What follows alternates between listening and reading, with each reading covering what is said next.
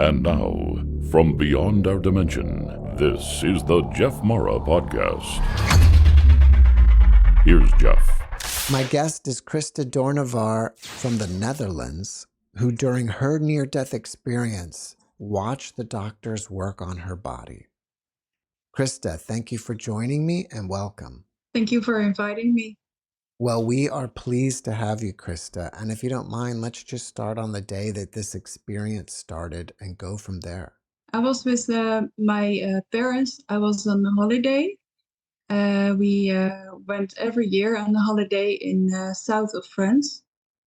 This it was a big camping place, and it had water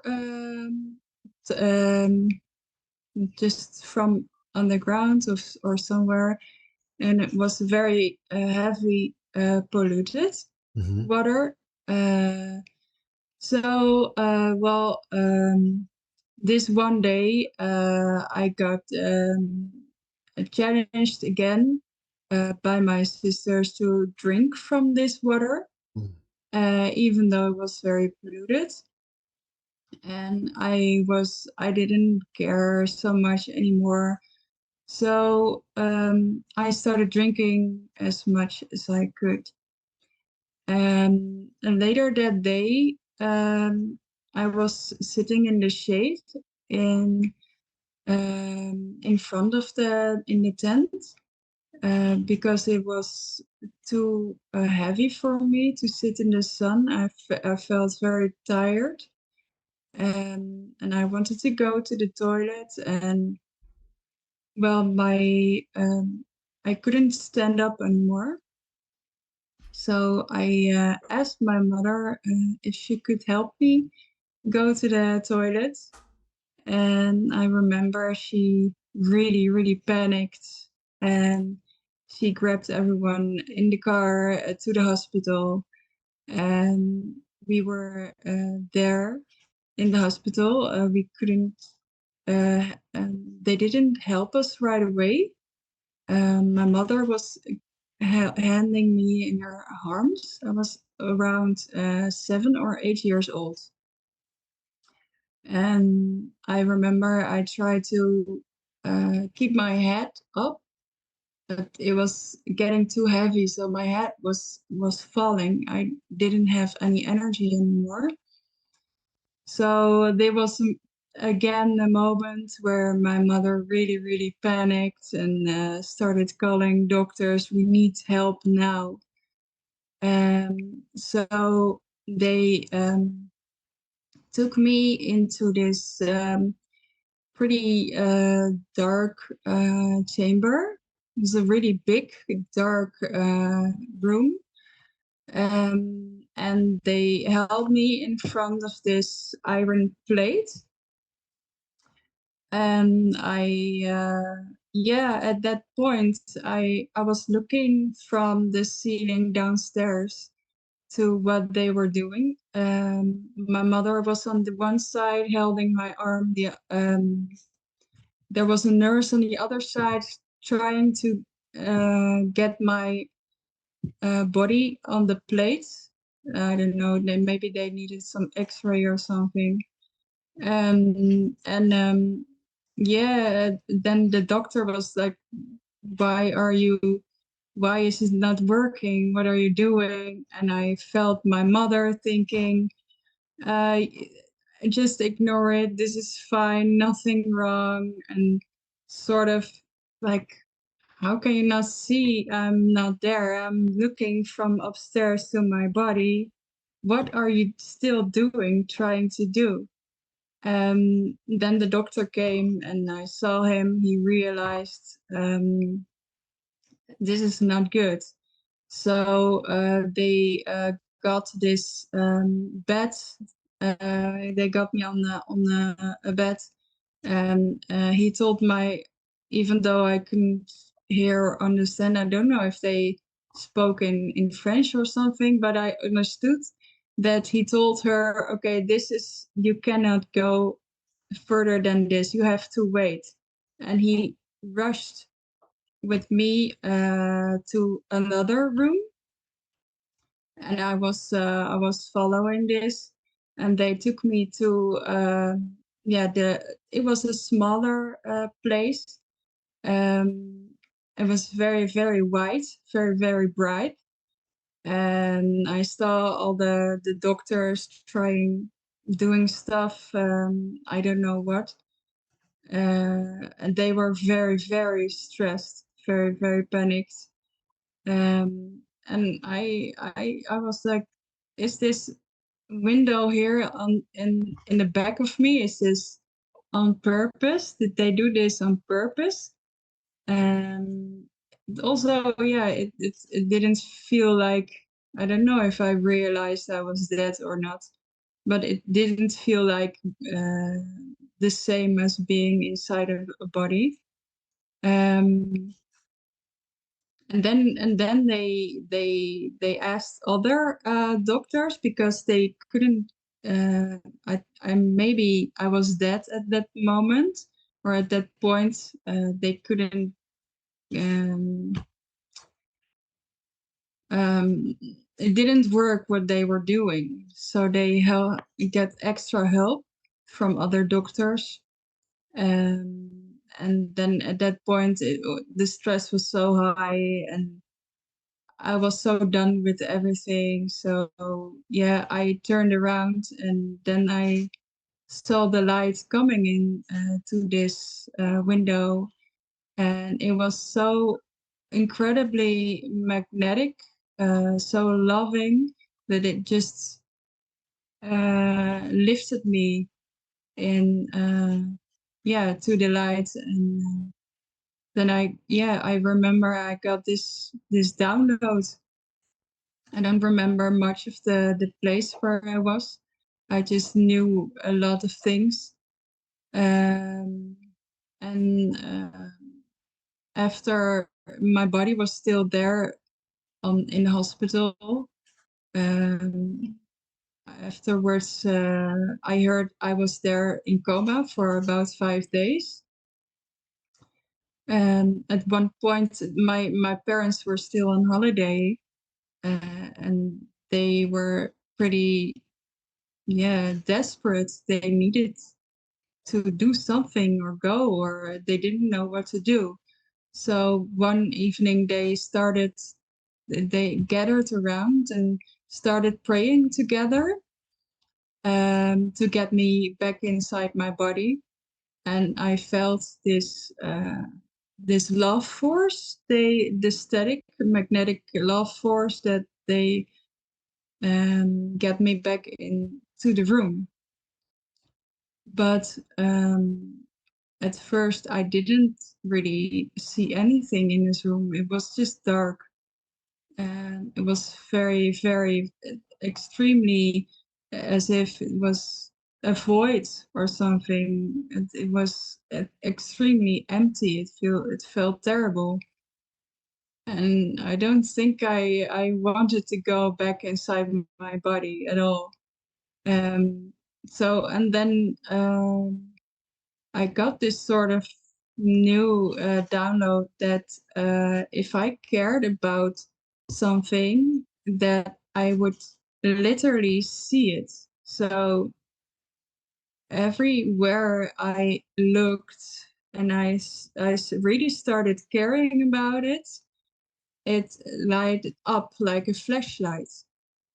And that's how I entered my body. Um, there was, in the hospital, there was this boy who was trying to rip my infuse. It was in my wrist. They tried everywhere, I heard. It was in my wrist, and he tried to pull it out. This is what woke me up.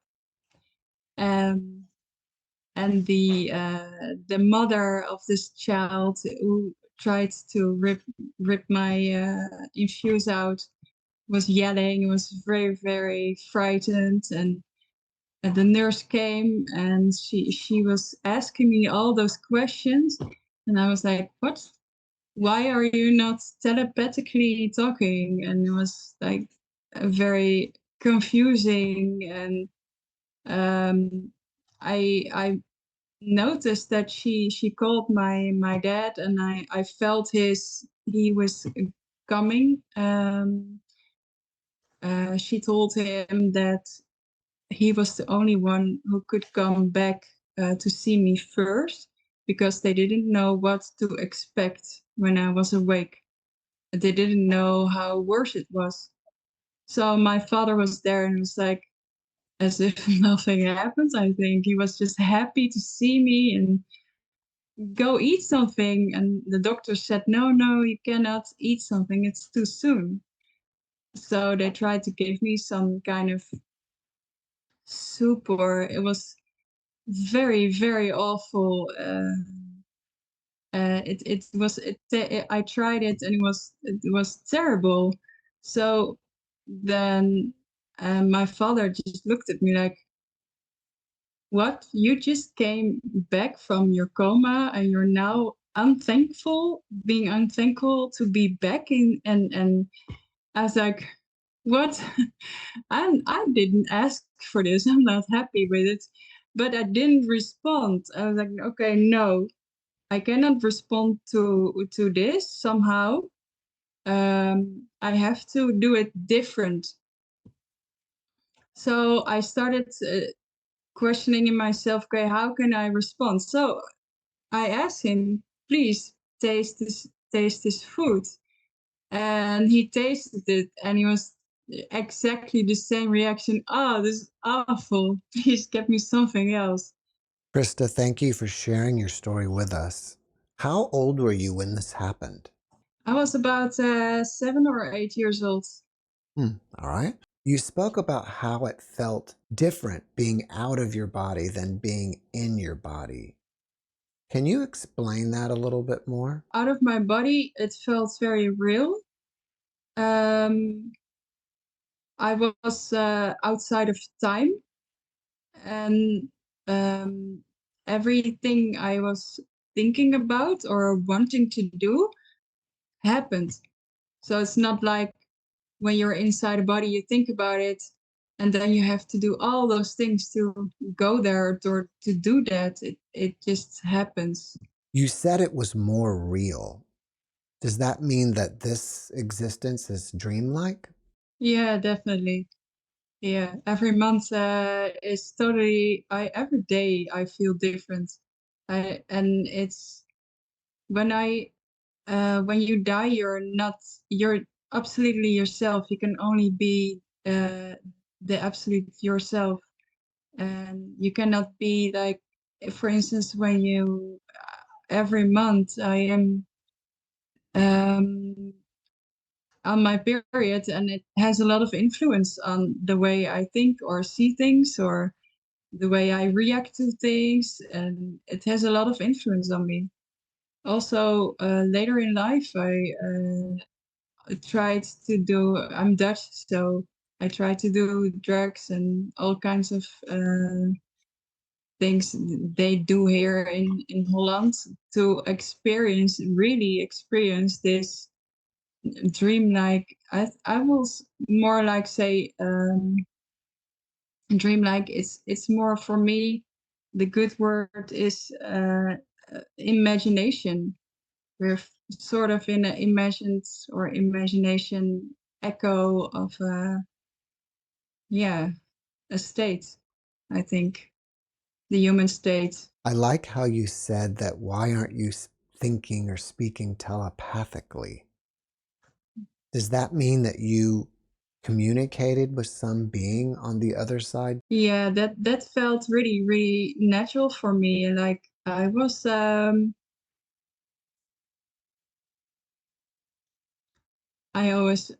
get the tears, but I think I don't remember too much because it's too emotional for me. But I was home. I felt really home. And now I feel yesterday when I got your message, uh, I've a lot of times I have a lot of homesickness, and I look into the world and I see horrible things around me, and I think, oh my God, how long is this does it still need to go on? We don't have to live like this. And so, yeah, that it feels telepathically feels more. It's the only true language. You cannot lie or misunderstand each other. It's direct. Did you feel homesick even before this experience? Yeah, I think so. Yeah, I got this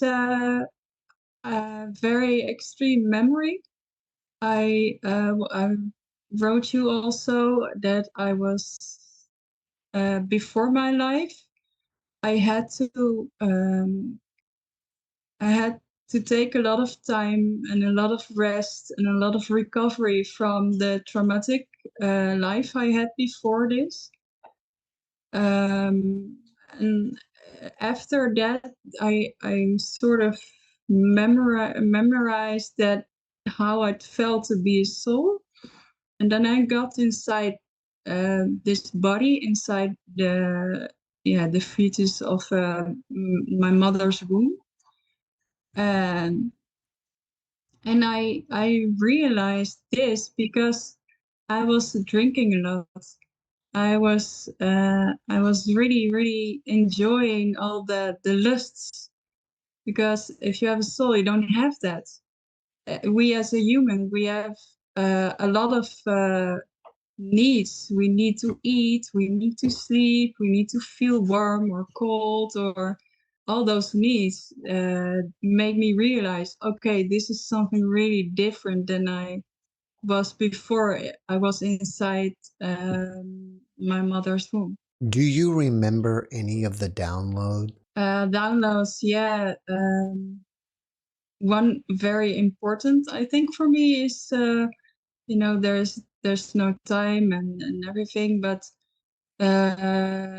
we don't really realize this as in human form. And we, as you have a lot of those yin yang, black white, everything has its poles and everything. But in reality, it's not like that. We don't have black and white, and there's no yin yang nor negative or positive. There just is, or there is not. And it's not, and that's it. After your experience, did you notice that you had any new abilities or gifts that could be considered psychic? Yeah, I really have a contact with past people that die. For instance, I was sleeping at a friend's house, and this morning I woke up. I said, "Oh, I had this dream. My grandmother came to me, and she said she was all right at the other side." And I didn't know this exact day later this day, I got this phone call from my mother, and she said, "Oh, your grandmother died." I said, "Oh, well," she told me she was good on the other side already. I have a lot of those experiences, yes. Also, the one time, I don't know if I can tell this one, but I was working as a blood collecting nurse. When I don't know if this is the right word, the blood collecting I think they nurse. call those phlebotomists here.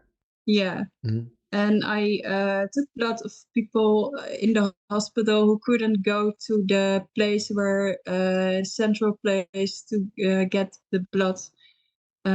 So I did this with regularly with coma patients. And then I walked into the room and I just talked to them as if they were seeing me and being there in the room. This one time I walked into this room with this man and in a deep coma. And I felt this darkness. It was not, something was not okay. So I started looking, what's wrong? What's happening here? I couldn't find anything. So yeah, it was taking too long, and I was looking everywhere. It was not according to protocol. This was very illegal for me to do. Instead of just get the blood and go in 10 minutes, you need to go to another patient. I was still looking there. So my colleague came in. She was very angry. She said, you're not supposed to do this." So I couldn't let it go. I just had to know what's wrong. And then, yeah, she said, okay, she threatened me to get other people, and so that I, yeah, get my punishment. And she was very angry at me. And then, just when they entered the room, I looked at the floor and I saw water all over the floor. So this guy was getting dehydrated really, really severe. He was getting no fluid for at least more than a day or maybe two. He was actually dying there. And the moment the nurses saw this, they were very, very much in shock. I felt this really bright light, like, oh, this loving feeling, like, oh, yes, yes, this was the problem with him. And yeah, I actually saved his life by getting fired myself. Well, you did a great thing. At one point, your family was standing around your bed praying for you, and it appears that you felt those prayers. Yeah, the prayers, they were coming from this really authentic love uh force. And it's like when you're in love with someone, you want to be with them all the time. Is this when you're dead, you feel this very strong, and it attracts you to the place where they are. So the prayers, I think, were very, very strong, and pulled me back to my body. You didn't see the prayers in any form, did you? And no, I felt them. Okay. Yeah. Do you fear death? Well, I am human in this. I'm in this form, and it's totally natural to have um, survival instinct. So if I get off on the side of a cliff, or if I am close to some kind of lethal animal or something, it's totally natural. I know I have totally natural survival instinct. Yes, but yeah, I'm. I don't know what happens when I'm actually when I die, and where I will go and what I will do. So it feels just as uncertain for everyone as for me. But I know my soul is immortal and eternal, but I don't know where I will go. So that's I when I got back to my body, and I was in the surrounding of the voids, and this emptiness and this darkness. This was really, really, really intense for me. It was really strong message that it was super, super important to be kind and love as much and as good as you can. Because if you're leave this body, it will have influence on where you go. Yeah, I think so.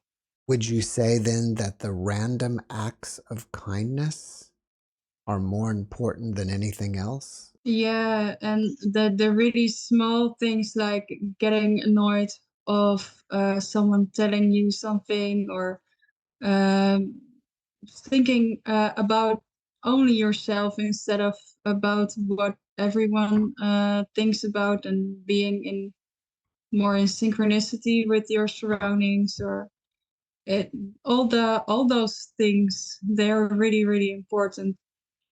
That don't get it offended or annoyed or angry. Like when I, for instance, go and step into my car and see how everyone is behaving behind the mask and in behind their wheelchair, and so much aggression on this, especially here in Holland, in the Netherlands, we have a lot of aggression on the streets. People are crazy, and just relax, and you're getting there anyway. You don't have to be the first one there. Be there together is be way better than you first. And yeah, so Why do the you, smaller things. what's the point of coming to Earth? I've been thinking about this question also. Yeah, I'm wondering what a lot of people say it's a lesson, or you're going to get some kind of, it's some kind of tasks or lesson or something. But as a soul, you know everything. There's nothing you need to learn. So we come here in a place of imagination. We can imagine everything we want and get it or do it. So learning something is not what I think we are here for to do, but maybe, yeah. I have absolutely no idea why I'm here, and I didn't want to go back, but I had to, so I don't know. Maybe we're here for to learn to love each other and to learn to be kind and to be, yeah. I'm glad you mentioned that, because I think that's a great question. If we know everything, then why do we come here? If, what's to learn, except maybe we just come here to experience. Yeah. But it's strange because, where people think they need all those things and they cannot need it. It's they forbid themselves to need it, to need everything. But in reality, I know that if everyone just has what they want and what they need and act on it fair and true and be their authentic self, every we're then we would live in sort of heaven state. We would have a very good life. But a lot of people are, oh no, I don't need it, or no, they're like, and they think it's wrong to have all those needs, but it's for what I experienced is very important to have them and to listen to them. Would you say that you are a lucid dreamer, or at least you have very active dreams? Yeah, I'm a very, very active dreamer. I almost dream every night, and I also remember my dreams. I remember that one time I got to sleep, and then I went outside of my body, and I saw myself lying there. And yeah, well, I was not very interested, and I started floating away from my body. And then I saw everything got smaller, and the earth got smaller, and I saw all the stars getting smaller, and I was getting bigger. And at one point, I went outside of this multiverse. So I didn't know, and I just experienced it. That so their universe is in a bubble, and there are also more bubbles like our universe with other, I think other, mm, yeah, natural laws and everything. Because it's not the same. They're different bubbles. I don't know the meaning of the different bubbles, but around them there was this group of very big sort of spirits, and they were very, very focused mental to have. They have had fully control over everything that was happening inside of the multiverses. And when I woke up, I was like, why is something like this interesting? Why would I want to know this? What? I didn't get any answer to this question. And I also, they told me, and it's very important, you cannot disturb them. You have to keep it secret because you cannot disturb them. They are very concentrated in doing these things. But when I started meditating on my question, why did this happen to me? I felt inside my heart, I felt the direct connection to them. So it's like a feeling as, yeah, this makes sense to me. This is why I saw them. And I feel this instant connection to them. Also, sometimes when I dream, I get memories about the future, and I know what's happening, but it doesn't mean it's going to happen all the time. The future also can be changed by every moment you have a very you have the freedom to make your decision, and this is what will decide what's going to happen after that. So the future is already here and not, because it's not fixed. What about your family? Are you guys all Rh negative blood? Yes, I am Rh negative myself, and my father and my mother and my sisters also. We are all Rh negative, and we have sort of similar experiences with paranormal. For instance, when I cannot go to sleep at night without unplugging all the electricity in my house because it's going to start beeping. Electronics work very different. They can act and they will make sounds, and then you instantly like a shock. It's instantly in your soul, not just a beep, but saying something to you. My boyfriend he knows it, and he's been through this a lot, so he's like, oh yeah, unplug the electronics because otherwise we cannot sleep. And also I have my third phone now, which is with the Wi-Fi not working anymore. I think my energy just destroys the Wi-Fi of the telephones. It's my third in a row. And I had this very funny experience also with the sensors. They don't really work with me.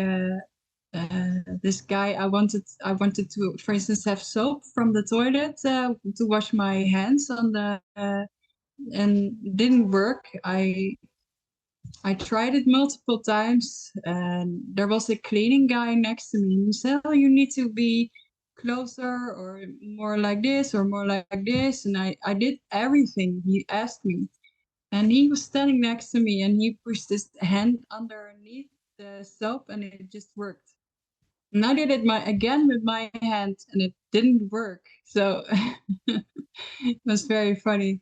Do you think this is a consequence of your NDE or being Rh negative? Yeah, I think it probably has to do something with being Rh negative, because my sister also, for instance, she cannot wear a watch. If she wears a watch, it will break down all the time. So I think also when, but I'm not sure. I was with a group of people, and talking about, okay, some of your deepest secrets and everything. And at one point, they all started looking at me and looked me in the eye, and they like, when you look at someone, it's like you're looking inside of the back of their skull, in their soul. It's not like you're looking, you have this really intense piercing eyes. They're going right through me.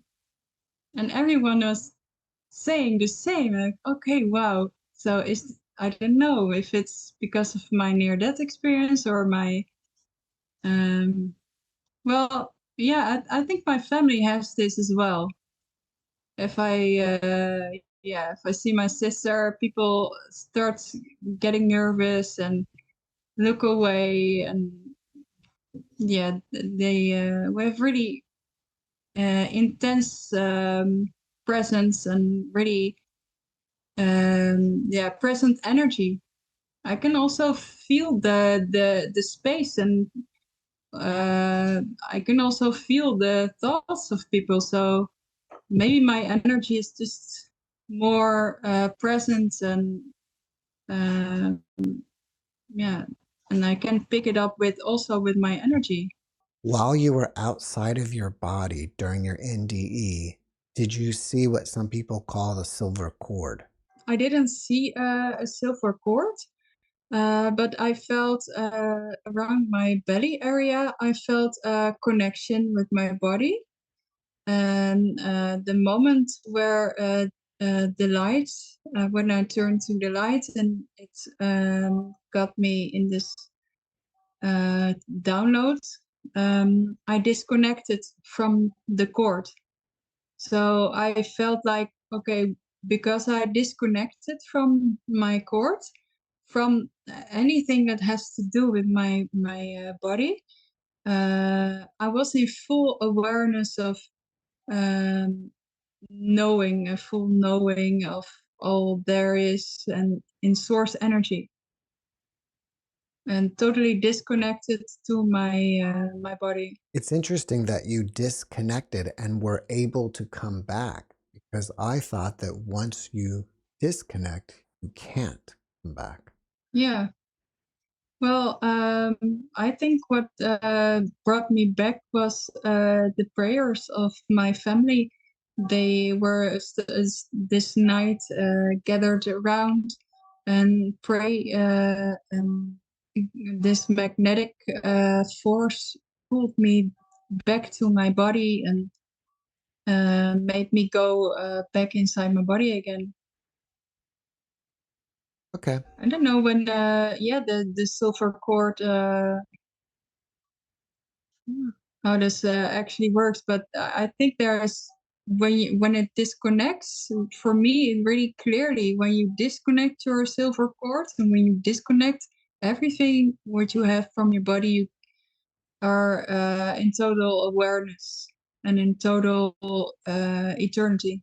Once you disconnected, do you feel that you completely forgot about this life and forgot about Christa and who she was?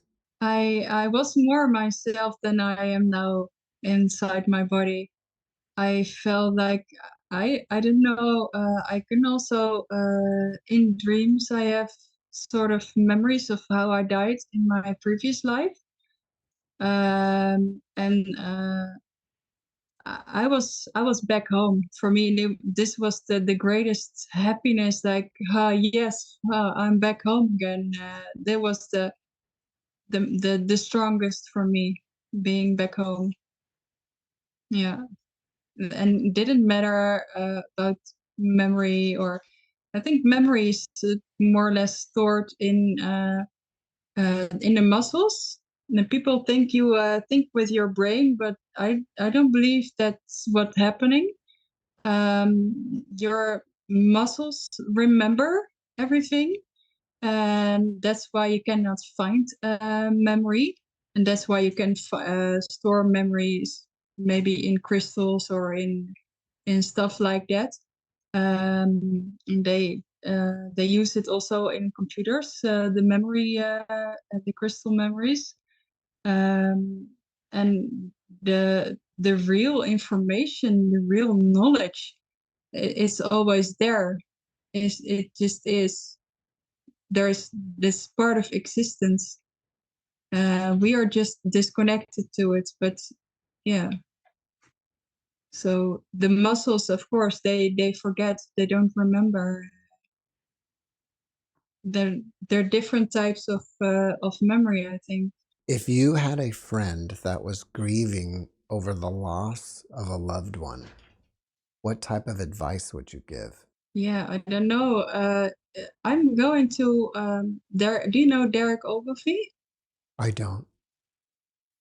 No, he's someone that speaks to dead people.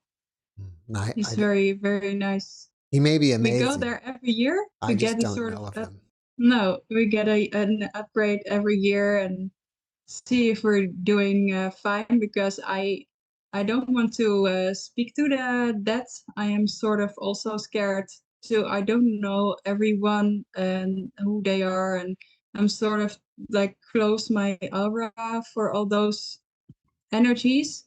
And if it's really important, I will get the message, and I will, if it's family or close people, I will get the message. So